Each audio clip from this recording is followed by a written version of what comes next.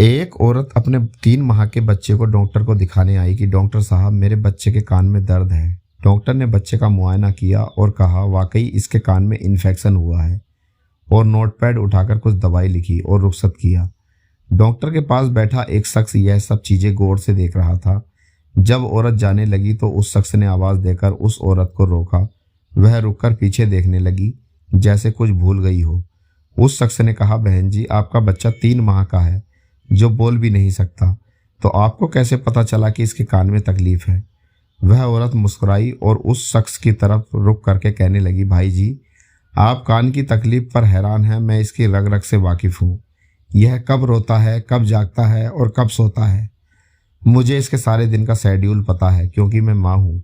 किसी इंसान को जब कोई तकलीफ़ हो तो उसके दिन भर का शेड्यूल बदल जाता है और खाने पीने, सोने और जागने का समय बदल जाता है। तबीयत ख़राब होने से इंसान हर वक्त बेचैन रहता है। कल रात से मेरा बच्चा भी रोए जा रहा है। रात मैंने इसके साथ जागकर गुजारी।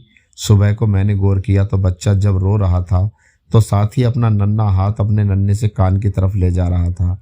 मैं बच्चे को उसके बाप के पास ले गई कि इसके कान में दर्द है। वह मुझे सवालिया नज़रों से देखने लगे कि मुझे कैसे पता चला कि इसके कान में दर्द है।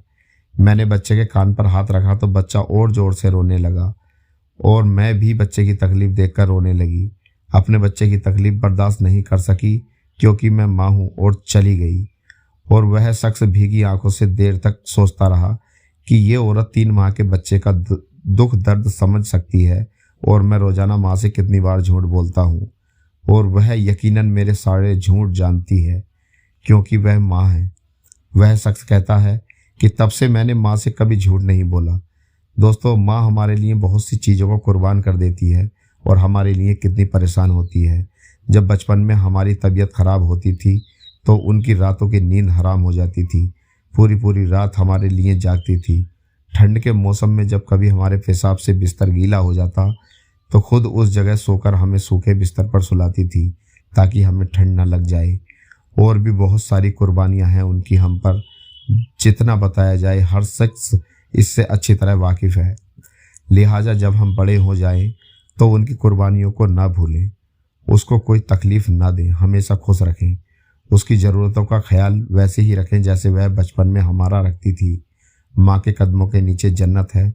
जब हम उनकी खिदमत करेंगे, उनको खुश रखेंगे तो अल्लाह भी हमसे खुश होगा। हदीस में आता है कि अल्लाह की रजामंदी माँ बाप की रजामंदी में है और अल्लाह की नाराज़गी माँ बाप की नाराज़गी में है।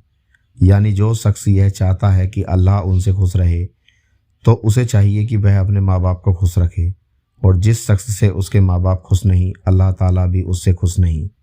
इसीलिए हमें चाहिए कि हमेशा अपने माँ बाप को खुश रखें। अल्लाह हम सब की माँओं को सही सलामत रखे, उनका साया ज़्यादा से ज़्यादा देर हम पर कायम रहे, और जिनकी माँ दुनिया से पर्दा कर गई हो, अल्लाह उन्हें जन्नतुल फिरदौस में आला मुकाम अता फरमाए। आमीन।